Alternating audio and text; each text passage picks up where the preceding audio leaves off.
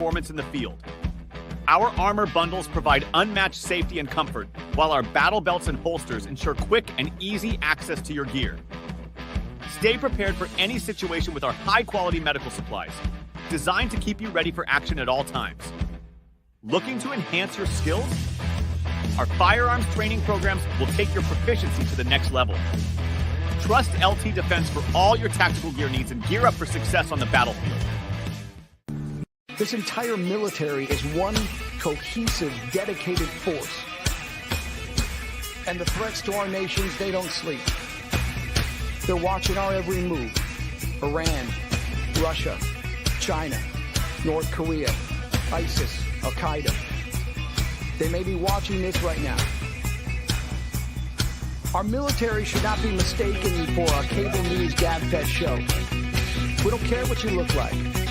We don't care who you voted for, who you worship, what you worship, who you love. It doesn't matter if your dad left you millions when he died or if you knew who your father was. We have been honed into a machine of lethal moving parts that you would be wise to avoid if you know what's good for you. We will not be intimidated. We will not back down. We don't want war. But if you want war with the United States of America, there's one thing I can promise you, so help me God. Someone else will raise your sons and daughters.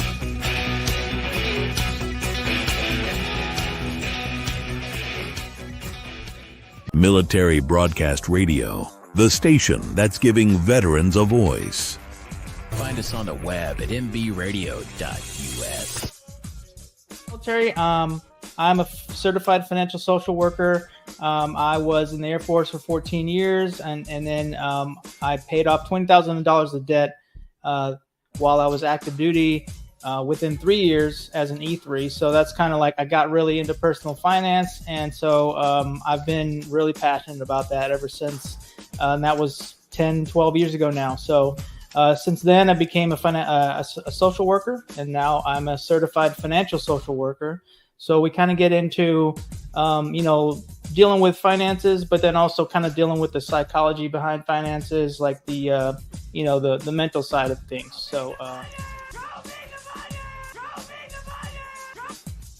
Ladies and gentlemen, your battle buddy when it comes to finances, please welcome the fire social worker, Joey Laswell. All right. Hey, everybody. That's a new intro. Thanks to the one and only H-Train, Joel, helped me put that together. And so thank you, Joel. So this is Money in the Military. My name is Joey, and I am a certified financial social worker. You might know me as a fire social worker. But I'm just here to talk about some, just talk about finances, and, just excited to be here. And I do, so unfortunately my guest, Chris Benson, he is a Army veteran, that I've been talking to. He actually had to postpone our meeting, or our interview, but I do want to still talk about his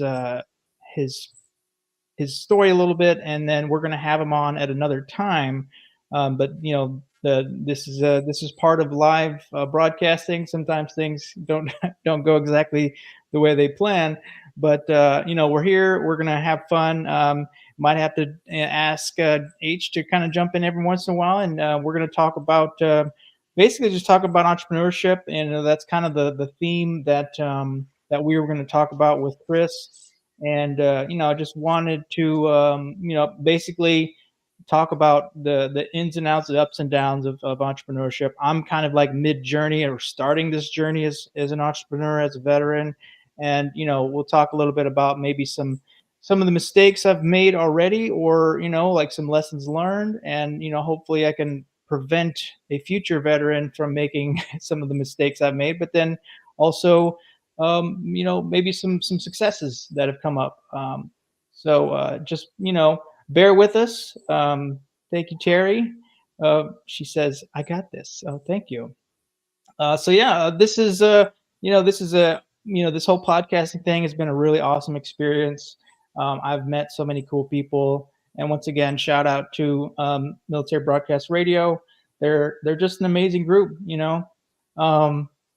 And we're here to help elevate veterans and military members. And part of my mission that I've stumbled upon lately is to try to elevate veterans who are really doing really cool things in the entrepreneurial space, and just give people something to cling to, and some kind of some kind of advice, counsel, guidance to jump onto. So, real quick, we're going to talk a little bit about maybe some current events, financial current events. We got some stock market performance. So, at last episode, we talked about the Fed rate cut, the 50 basis points, and how that might impact things. And as we saw with the stock market, basically there were gains driven by the economic data, strong corporate earnings. The Dow Jones increased by 0.62%, S&P rose by 0.4%, including the Federal Reserve. They're expected to implement more moderate rate. Well, they did implement the moderate rate cuts.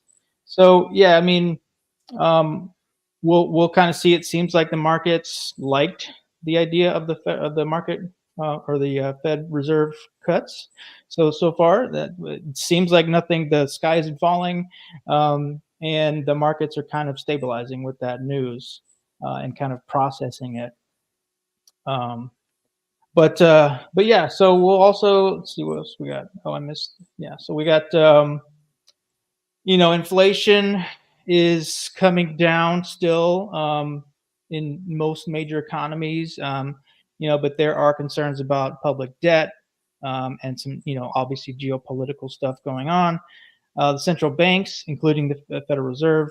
So we got more moderate rate cuts. And let's see what else.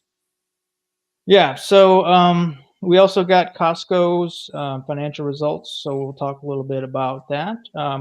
So they released their fourth quarter and fiscal year 2024 earnings, reporting net sales of $78.2 billion, a slight increase from last year, and then a 1% rise in overall revenue, with membership fees contributing significantly to the steady performance. So, things are going generally good. It seems like for at least for the big companies, maybe not for the little guy as much. But and then the last topic of the kind of like news cycle stuff, oil prices and commodities. So oil prices remain steady despite concerns over decreased demand from China. So there's a lot of push for EVs in China lately.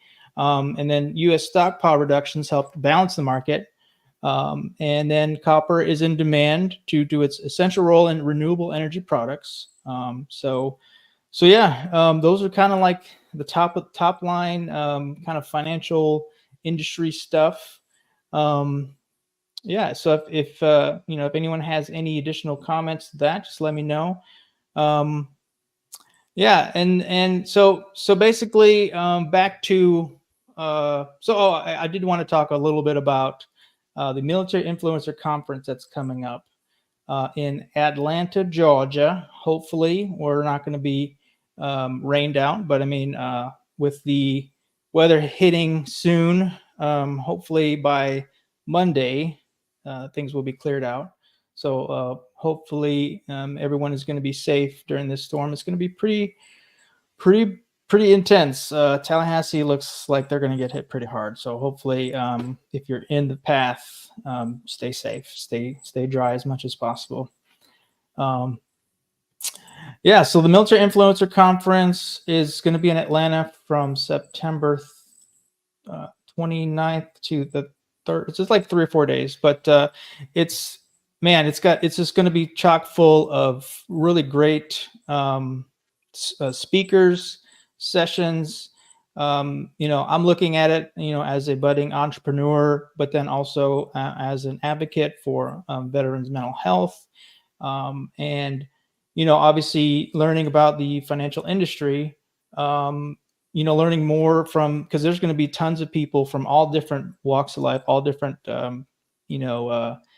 careers and professions, and so Terry's going to be there from Tracer Rounds. We're going to have Amber from Into the Weeds, and I believe John from military retirement podcast. I believe he was going to show up too. So we're going to have a little bit of an MBR meeting, the very first time, at least for some of us, to ever meet in person. So we've been on each other's shows and been part of the MBR family, and I'm just really excited to meet them in person. And we might try to do maybe an offline podcast. It might be really impossible to do a live stream because there's going to be so many people in this venue, and who knows what the internet's going to look like. But stay tuned. We'll see what we can try to pull together. So I think John Stewart is actually going to be speaking at some point during this event, if I remember correctly. And just so many different opportunities. And I'm also hoping to connect with other podcasters to help spread the word about MBR, and maybe even encourage some of them to join us and join the MBR family, because we're still growing, and we got new shows launching pretty much regularly. We got do we have a couple coming online pretty soon? Do you remember?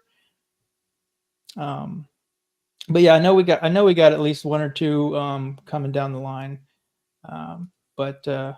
So yeah, this is another part of my entrepreneurial journey, that I'm trying to learn about businesses and starting businesses and growing businesses. So I'm hoping to kind of learn from a lot of these sessions, these breakouts, these speakers. It's gonna be really fun. I'm generally an introvert, even though I have a podcast. That's kind of contradictory, but I'm usually a quiet person. But I mean, I'm getting a lot of good, like there's an app that you can download and talk to people and network with with other attendees. So it's just a really cool event that I'm really excited about. And yeah, according to Terry, we had a new launch today. Awesome. So we've got MBR is just chock full of great content. There's new content coming almost on the weekly, at least multiple times a month. It seems like there's a new show launching, and these are all veterans that are just like me and Terry and H. We've all had our struggles, we've all had our journeys, and we're kind of trying to share what we've learned along the way, and then also lift up veterans. So I mean, it's just a really great organization. I can't speak enough about it. I probably sound like a broken record at this point, but it's just been a really enriching experience, a great group of people, and just like-minded veterans that are just trying to help each other. And we all have our own niche, our specialties. Mine might be personal finance, but I'm still learning about personal finance and learning about how to help people with their finances. So I'm a work in progress. I don't know much about business, and I'm still learning all that stuff too.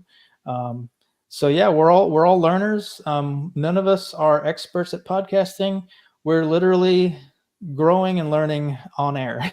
So yeah, we appreciate all the listeners, all the supporters, whether it's financial or just giving us a like or a thumbs up, man. We just love you guys. We love the MBR family and all the fans and supporters. So we got Jose Flores, right on, Joey, learning also. Yeah, another new podcaster. Just great stuff going all around. We've got a lot of different topics to talk about, or all of us collectively have different topics that we like to talk about.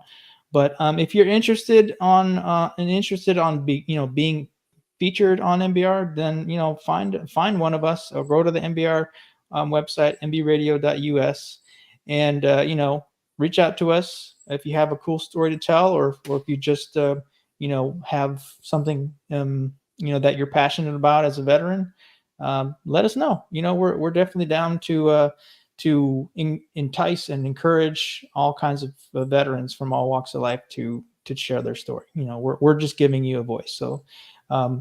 So yeah, that's kind of my long-winded way of saying thank you to MBR and thank you to Joel and everybody that's kind of helped guide all of us to where we are and where we're going to go, and who knows where this is going to take us. But I mean, I never thought I would be going to a conference, a military influencer conference, but it's really cool and exciting. So with that being said, we're going to take a little bit of a break and have some musical interlude. So let's see. I really, I do love me some Noah Peterson, but I've also recently discovered what was it? Andrew Robero. Yeah, so been really feeling this song lately. So I'm going to start off with. Hey Joey, I was going to say, when we come back off of this music break, the one question that I have from you from a listener is there's a lot of talk between this tax tariff stuff that they keep on throwing this like political agenda thing.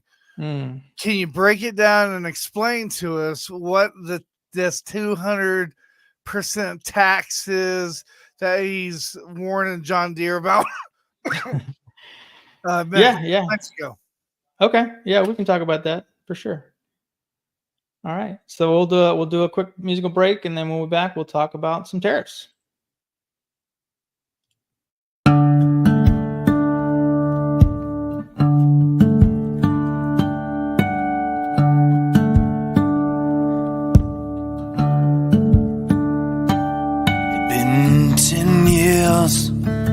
Since I'd seen his face, not much had changed, just a different time, different place.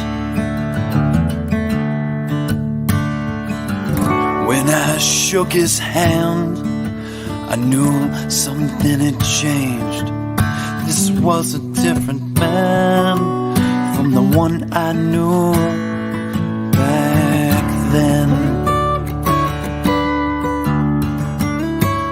When he said, we do the goals, yes, I stand in line and watch the flag wave at pride.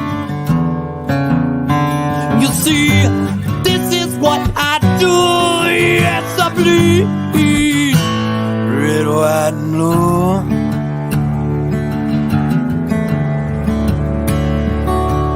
He told me the tales of his journeys far away, 3 times gone and land most only see on the front page. With honor and glory, he stood so tall and fought for you and I, so we could be free from it all.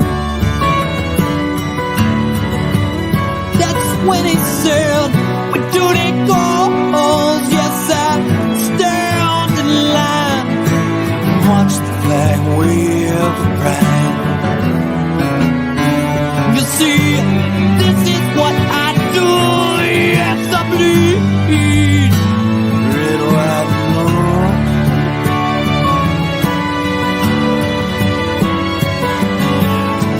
We do the goals, yes, I stand in line and watch the flag wave and pride.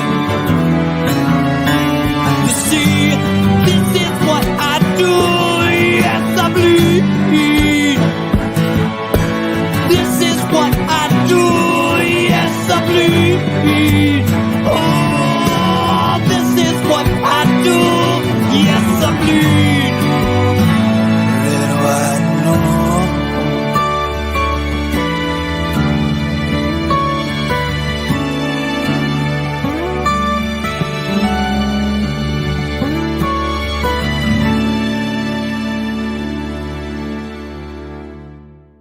Opinions expressed. Military Broadcast Radio, the station that's giving veterans a voice. Find us on the web at mbradio.us. Opinions expressed in this program are those of the speakers and do not necessarily reflect the views or positions of any entities they represent. Find us on the web at mbradio.us. All right, we are back. We are live. This is Money in the Military on Military Broadcast Radio, giving veterans a voice. So before the break, we were talking. Joel actually had a question from a listener and wanted to kind of have a breakdown of tariffs. So I actually had to kind of, and during the break, I wanted to refresh and kind of, because it is a buzzword, a talking, a political talking point, and I think it's one of those things that a lot of people hear, think about, but maybe don't fully grasp. And so I actually used a little bit of ChatGPT to kind of like break it down for me, help me explain it in a way, and then also, just for me to brush up on what it is that the more nuanced definition, what are the implications, and how would it be implemented, or how is it being implemented now? So basically, it's essentially, a tariff is essentially a tax that the government places on goods and services that are imported from other countries. So it's kind of like a fee that foreign companies will pay to basically have their products into our country. So that's kind of like the very basic definition of it. And the idea behind tariffs, as far as a tool, is it basically makes imported goods like more expensive, and it encourages more companies to produce local goods, so American made products. So that's kind of like, other countries might be disincentivized to import to America because they're like, oh, it costs more money for us. So it'll essentially encourage local owned business and local manufacturing, and protect American jobs. So that's kind of like the the big pro. And it also brings in money for the government, which we can use that money to fund public services, infrastructure, education, national defense, things like that. So I mean, there's a lot of good that comes from tariffs. So there's like an example of like a Chinese company might make a bicycle and want to send them in, sell them in the U.S. So without a tariff, they would sell the bike for like $200. But if the government has a 25% tariff, let's say, on imported bicycles, and the company now has to pay an extra $50 per bike to bring that into America. So they're going to lose money. China's going to lose money, but we're going to make money off of that tariff. So it's kind of a win-win for everybody in that sense. Well, it's not a win for China because now they're going to lose profits. But it's a win for America because they're bringing in extra money from a product that we're going to sell in America. So that's kind of an example. And then as a result, consumers might be like, well, it makes more sense to buy an American-made product because in theory it would be cheaper, because we don't have to import it and there's not an extra fee or anything like that to associate with it. So some people say it's gonna raise the price of goods. I mean, it might raise the price of goods for small business owners. That is a possibility because of the tariffs. Like it'll cause some prices to go up, so there is that risk. But the idea is it's going to encourage American-made products and people to buy American. So that's kind of like a general, kind of an illustration. So the positives, there's, it might help reduce competition. So if you're a new business in America, and you're basic, because I mean, look, let's think about like Temu and these really cheap Chinese products that are coming in. A small business that's starting out might not be able to compete with those pricing. So, like it does affect, those new businesses. So by encouraging, people to buy American, buy local, then that's good for the local economies all around. So yeah. So there's a lot of pros and cons. I mean, obviously the global economy, and then you have like, American economies. It's there. I don't know if there's a right or wrong necessarily. I mean, there are going to be implications and things that we don't foresee. Like if they do raise tariffs, then people are going to say, yeah, like um, it's gonna raise the price of some goods. It just kind of is, or it is possible that it's going to raise the price of goods, because let's say a Chinese company brings in a product, and they know they're going to get tariffs, so then now they're going to raise their prices. So now what would have been that $200 bicycle, now they raise the price to 225 or 250 to recoup the costs of the tariff. So yeah, it could cause prices to go up in general. It could also affect small businesses because they're reliant on some of these imported products. So yeah, I mean, it's a tricky balance, but it is one of those things. It's politics. There's all kinds of ins and outs. Yeah, some of the other possible negatives. So yeah, so it says that tariffs can lead to higher price for consumers, not just on imported goods, but also on domestic products if the local companies have to raise their prices due to reduced competition. So if there's less competition, then they could potentially have to raise their prices. It could provoke a trade war, where basically they might retaliate the country and say, okay, well, we're going to put tariffs on your products, and then that's going to take money away from us. So, there's a potential for things like that.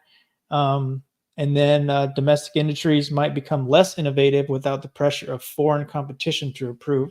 Yeah, I'm not really sure. I mean, like competition is good for companies and capitalism and things like that, um, but yeah, like between the different candidates, you've got two very different ways of of how to generate money into the economy. But like tariffs work for a lot of things, and so it's not like it's tariffs equals bad. But then like for instance, for the veteran community, like if a lot of veterans are trying to start businesses, or actually running businesses.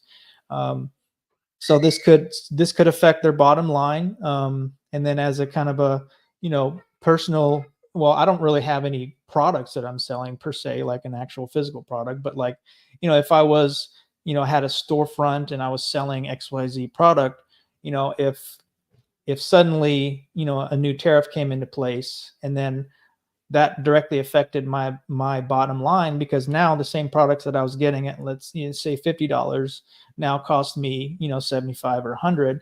So yeah, I mean, there are real world impacts for these tariffs, and some good, some bad. And so it's just it's kind of I'm not that's kind of like the global economics, and that there's so many factors at play there that it's really hard to predict what's actually going to work.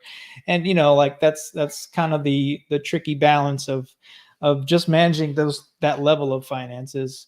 But yeah, so it's one of those things where it's a political talking point. A lot of people maybe understand it, and even if you do understand it, it's kind of like, well, what's actually going to happen, when the rubber meets the road. So that that kind of remains to be seen. But it is one of those talking points, and it is something that as citizens we do need to be mindful of and be aware of. That okay, what does a tariff 200% for John Deere tractors, how does that affect a farmer?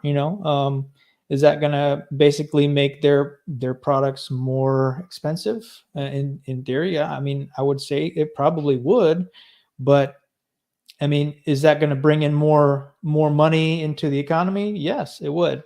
So I mean, yeah, it's really a tough uh, threading that needle. I mean, That's why I'm not in politics, because I wouldn't know necessarily. I mean, I would have to look at like a lot of different data sets to really try to make sense of like, okay, what is the right percentage of tariffs? Like what, how much on which type of product, and yeah. So, so there's a couple historical examples that I came across. In 2018, the U.S. imposed tariffs on imported steel and aluminum to protect the domestic producers. This move was intended to bolster national security by ensuring strong domestic metal industry, but also led to increased costs for American manufacturers using these materials. So, yeah, that was 2018. I vaguely remember that. I remember hearing that, yeah, local industries were kind of affected by it. It did cost, it did eventually trickle down to American consumers. But did it bolster national security by ensuring strong domestic metal industry? I guess so. But yeah. So let's see. Yeah, we can play a quick clip and see what this Iowa economist weighs in on Trump's proposed 200% tariff on John Deere products.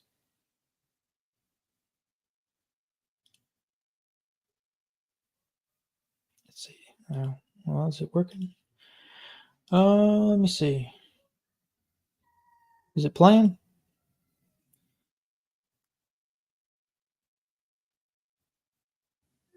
I don't know. I can't hear anything, Joel. I don't know if it's working or not.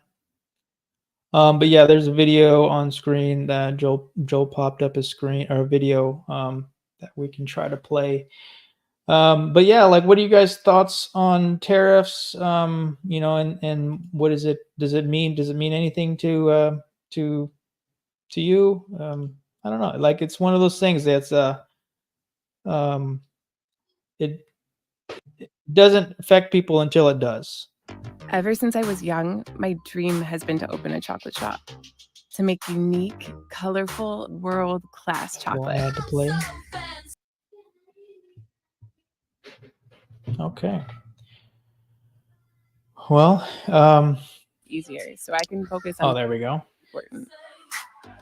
Got to go through this ad. Sorry. To really good people. I'm Alexandra Clark, founder and head chocolatier of Bon Bon Bon.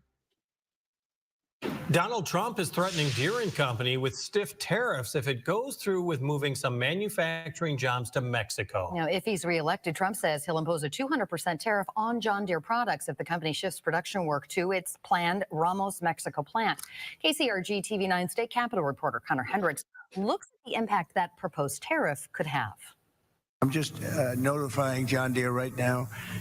If you do that.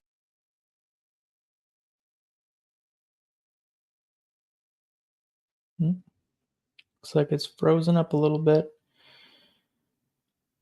So we'll try to get that video to play. It's probably buffering or something.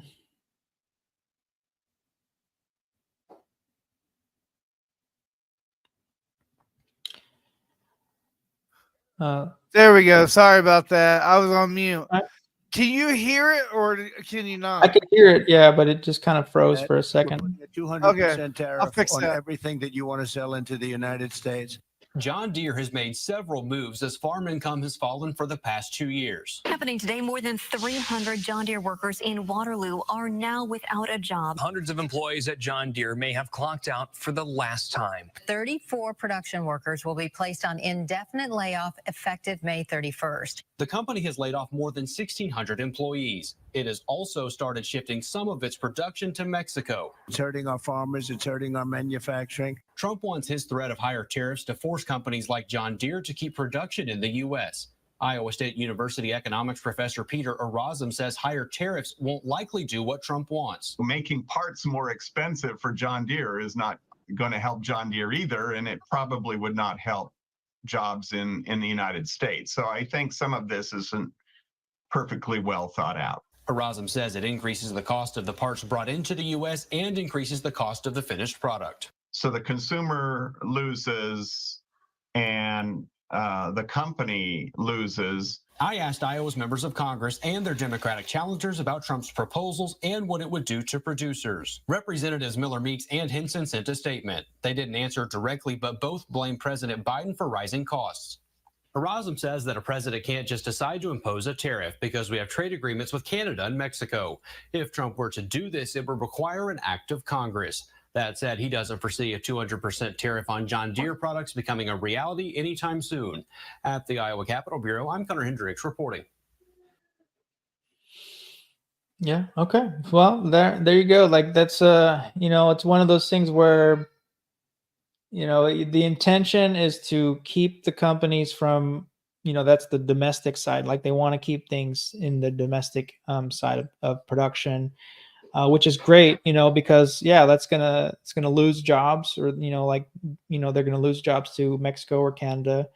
But yeah, I mean the practical reality, like they said in the video, was that it will raise prices for the company, and eventually the consumer might feel the impacts of that, because if the company is having to raise prices or is being charged more, then in theory they're going to have to put that pricing down to the customer. So so I mean that's once again it's a tricky balance to try to figure out how to manage global, you have global trade agreements, things like that. So I mean it's really tough to kind of manage all that, but yeah, what do you guys think? It's it's an interesting topic of discussion. How does that impact local businesses? If you're a veteran entrepreneur and you have like a storefront, how would that impact you with higher tariffs? Would you support it?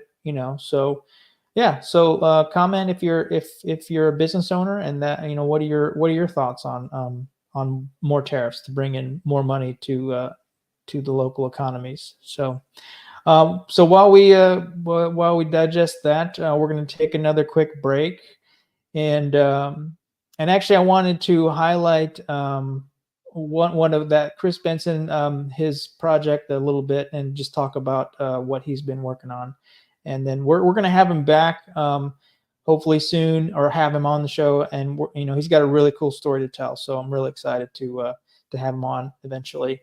But in the meantime, we're gonna have a little Noah Peterson and his funky jazz.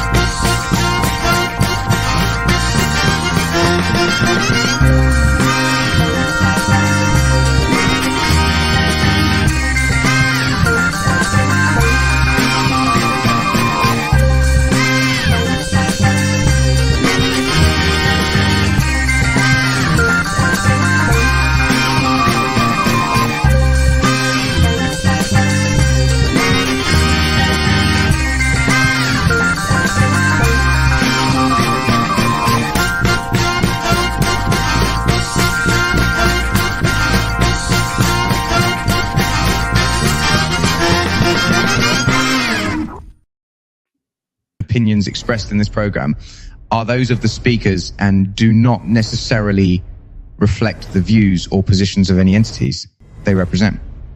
Find us on the web at mbradio.us. All right, we are back. My name is Joey, the fire social worker, and we're here with Money in the Military on Military Broadcast Radio, where we're giving veterans a voice. So before the break, we were talking about tariffs and kind of breaking that down a little bit, and so kind of wanted to transition. And we're going to have Chris Benson on the show. We had a kind of a scheduling conflict happen, and so we're going to have him on the show. But I did want to highlight one of the things that he's introduced me to, a project that he's kind of been a big part of, and that's these veteran cards. And if you're on like the veteran business Facebook pages and things like that, you might have come across these or seen the advertisements. They're really kind of starting to roll out more and more. But it's essentially kind of like a digital business card / website /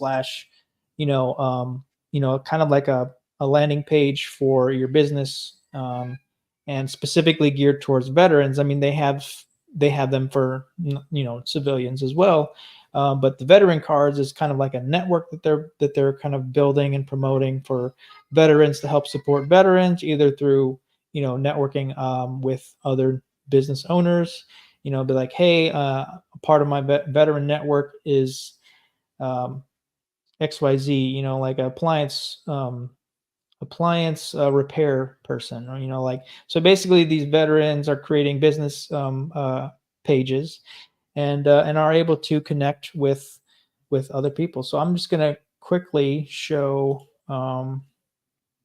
what his looks like. And I'm sure he'll be fine with me showing this. So we have he's part of a company that is Troops Hold Junk is the name of his company. It's actually a franchise that he's a part of. So this is what it looks like. It's a fully functional website. And it basically has what you're trying to do or what you can do. And I really like this part. So you pull it up on your phone, on your mobile browser. You click on the QR code, and then basically somebody can take out their phone, scan it, and then basically it'll pull up their veteran card page. So they don't even have to type anything in.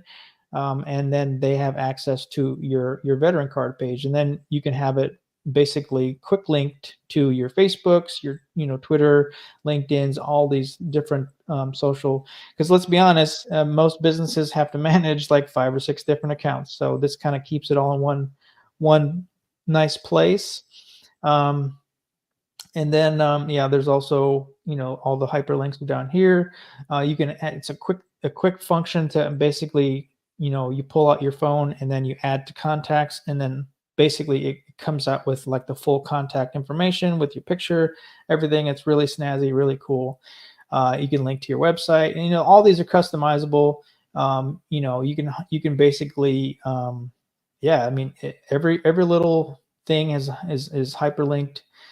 So if you want to set it up to where you can do a consultation, you can do that. So kind of you can have text and kind of talk about your business, a little bit of your backstory. You can put videos in there, like he's got a video about his journey. It's just a really clean, cool website design. Instead of having to carry around a bunch of business cards, you can use this as your business card. Because everyone has a smartphone nowadays, and it's really kind of cool and helpful to just pull out your phone, have somebody scan, pull out their camera app, scan it, and then suddenly now they have access to all your business information, how to book you, how to contact you, everything. It's just boom, instant. So I think it's really cool. It could be a game changer. And there's other services that are out there that are kind of similar. Linktree it's kind of like Linktree, but obviously it has much more functionality. but it's also, built for veterans, to connect with other veterans. And it's a really cool platform. And, it's just really, yeah, really cool. And, I'll go ahead and just highlight that I have one too. In preparation for the conference, I went ahead and signed up with them, and I just wanted to try it out. And this is what they built. It's just really cool. I mean, it's just something that I'm like nerding out about, but it's just really cool. And like, it has, basically, you make it however you want. I work with them. You can put in like a ticket, and they can kind of tweak things for you on their end. So very professional, very, very cool team to work with. And yeah, I mean, you can just have all kinds of things on there. And this is obviously shameless self-promotion for me, because I do offer financial coaching if you're interested. But yeah, that's not the intent of this podcast. So yeah, I just wanted to highlight what a cool product this is, and a really, really great team of people. And so if you're interested in getting something like that set up, just type out veteran cards, and you should be able to find how to set that up. So it's really, yeah, really cool. Yeah. Tracer Rounds podcast says that's cool. Yeah, it's a cool thing. It's just one of those things that you never thought would be like, oh, okay, yeah, that's interesting. But yeah, as far as being an entrepreneur, business owner, as I'm getting in learning about businesses and being a business owner myself, I'm realizing that networking is huge, and it's not something that comes naturally to me, but I also realize that there's a lot of value in networking. So this is just one of many tools that you can use, and just something cool. It's like I said, the team is really cool to work with. So yeah, we're gonna have Chris on in the near future, and kind of pick his brain. Like I said, he's got a cool story to tell, and his journey from Army to kind of struggling, and then finding his niche, his passion. And once again, that really lights me up, hearing these really inspirational stories from veterans, because there's no roadmap for transitioning out of the military. Like, they try to give you some guides to help you along the way, and like transition programs are great and all. I'm not gonna talk bad about them, but there's just only so much they can cover. And so by telling some of these veterans stories, I'm hoping that if you're an active duty military member right now and you're listening to this, you might be able to learn from another veteran's journey. So I think I've mentioned it before. Like, I feel like I'm a time traveler. I'm in the future, and I'm trying to distill and instill in people that are active duty to say, hey, look over here. Like, this is something that you either should do or shouldn't do. One thing I would say should do is, if entrepreneurship is something that you're interested in, Boots to Business. I learned about that kind of after the fact, and I'm still working through the Boots to Business program. There's VBox, which are local veteran business. I forget the acronym, but there's so many acronyms. But yeah, so there are tons and tons of resources out there, and I think that's part of the problem too, is that it's so hard to navigate so many resources, and a lot of veterans get overwhelmed, and they take the first thing that comes to them. And I get it. My first job out of the Air Force was a life insurance salesman, and that wasn't a good fit for me. I'm generally not like the salesman-y type, and I went into that actually thinking that I was going to become a certified financial planner, because they had like this kind of trajectory where you start off as a life insurance agent and then you can transition to the CFP program. So that was kind of how I envisioned it. But when it came down to it, it just wasn't a good fit. And I would say to other active duty members, you're going to have not good fit jobs, and that's just the reality. So don't get so fixated on having to find that unicorn job that is like the perfect job for you. So yeah, just like it's a journey. It's a process, and it's not always easy, clean, and fun. And sometimes you gotta roll with the punches. And every one of from what I've seen on all the different MBR podcasters, we've all been on a journey. And I feel like every veteran, every active duty member that transitions is going to be on a similar journey. Some people make it look easy, and some people have everything figured out. But don't use them as the blueprint, because just because they might have gotten that dream job right out the military, you don't know what all they did to get to that point. So I mean, maybe they worked their butt off and they were hustling from day one of the military, and that was their trajectory, their plan. So good on them, and that's awesome. But yeah, I mean, your journey is your journey, and I would encourage you not to compare yourself to your peers. Yeah, Terry makes up a good point. Every experience prepares you for your next step. We fall forward, and that's a great, it's a great idea, because sometimes you do feel like you're falling, and we're all falling, but you catch yourself with that next step. You catch your footing, and you're moving forward. It might be an awkward step, it might not be the most efficient step, but you're moving forward. So if you do mess up, you do make a mistake, or you take a job that isn't a good fit, then you just regroup, man. Like we're all military or former military. We've all had to adapt and overcome. So if you're struggling in that transitional period, you're about to get out, and maybe you're really just in your head, and you don't know what's your next step's going to be, that's okay. Like that is perfectly okay. And even in some cases, years out, like I'm 4 years out, and there's still days where I'm like, am I doing this right? Am I on the right path?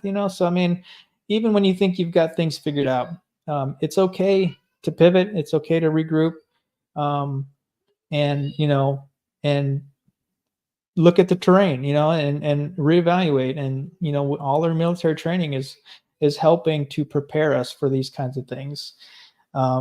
But I will say, you're not in the military anymore, so that is a challenge, because sometimes we have the military brain, and it does not compute with civilian world, so that is definitely part of the transition too, is you're going to have to unwire and rewire your thinking sometimes. So that's just part of the transition process too. The military trains us really well, and we get really good at our job in the military, but they don't always train us on how to succeed in the civilian world, and that's okay. And it's not necessarily their responsibility or their job. Like their job is to train us to be military professionals. So yeah, so I mean, that's just a long-winded way of saying, if you're a veteran, you're struggling, find a mentor, reach out to, I'll volunteer my services. I mean, like I said, I'm still figuring a lot of this stuff out myself, but we're all works in progress. So, I'm willing to be a mentor and help out a veteran, even if it's a finance question, that's fine, or it's not finance, that's fine too. I'm just here to serve and be an advocate for the veteran community in any way that I can. And, once again, going back to the military conference, there's some really inspiring people doing some really inspiring stuff. So I'm really hoping to kind of learn from those people and really kind of pull back, the curtain and see, okay, how do I do what you're doing? Like, how do I get to your level, and yeah, I'm just really excited about that. And also I'm hoping to network with and learn from other finance professionals, because there's a lot that I still have to learn about the financial world, and I'm still learning, and I'm always going to be learning. So I'm really excited about those opportunities. But that's kind of kind of a meandering show today. I apologize. Like I said, my guest, we kind of had to we adapt and overcome, and so we're making it work, and do less with more, or do more with less, right? That's what we're taught in the military. So so if you guys have any, we're going to try to do at least some kind of broadcast, or maybe we might not be able to do a live show, but we're going to try to do something, and we're going to have fun. I think there's a couple runs that we're going to do. Also, just a quick shout out for Irreverent Warriors. So if I did on one of my previous episodes, I talked about them. They're a nonprofit that does what's called these Silkies hikes. So you basically go out and you get you some Silkies, some short shorts, some running shorts, and you go walking through the city, the downtown area usually, and just blow off some steam, have a good time. And there's actually one in Memphis this weekend, and I'm actually going to be attending. So if you hear about Irreverent Warriors, they're a great group of people. They're essentially trying to combat veteran suicides by providing fellowship and camaraderie and that sense of togetherness that we miss from being in the military. And most people, when they're isolated, that's when they're at their lowest or their worst. So we're trying to, this organization is trying to bring people physically together, because digital is one thing, but bringing people together in person to commiserate, vent, share successes, network, and get jobs even. So Irreverent Warriors, check them out. If you're going to be in the Memphis area, I think you can still buy a ticket. I'm not sure at this point, but it's going to be Saturday. Looking forward to that. I might post some pictures, some videos. We'll see. Look out for those types of veteran outreach, organizations. They're popping up left and right, and that's part of what MBR. I think we're good at, like, trying to highlight some of those entities and organizations. So look up Irreverent Warriors. If you're a veteran, active duty, it is an exclusive group. They don't allow families and everything. I don't even know if they allow military spouses, to be honest. I'm not sure, but it's meant to be inclusive in that sense, where it's or exclusive to just military and active duty, or active duty and veterans. So so just looking forward to that. If you guys have any topics to discuss in the future, hit me up, Joseph at the Fire Social Worker, at firesocialworker.com. Hit me up on Facebook, all the different mediums. You know where to find me, hopefully. And if you can always just comment on the stream, and then I'll come track you down. So with that being said, that's going to end the stream. I appreciate everyone who stuck through with this, and looking forward to the conference and just meeting up with people. So thank you for everybody. We'll see you guys on the next stream. Ladies and gentlemen, thank you for tuning in to Military Broadcast Radio. As we wrap up today's show, we want to remind you that the podcast of today's episode will be available right after we go off the air. So if you missed any part of the show or want to listen again, be sure to check it out. And remember, we're here to support and honor our veterans.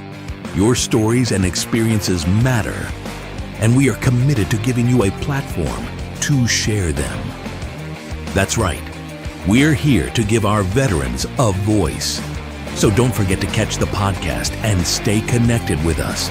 Giving our veterans a voice.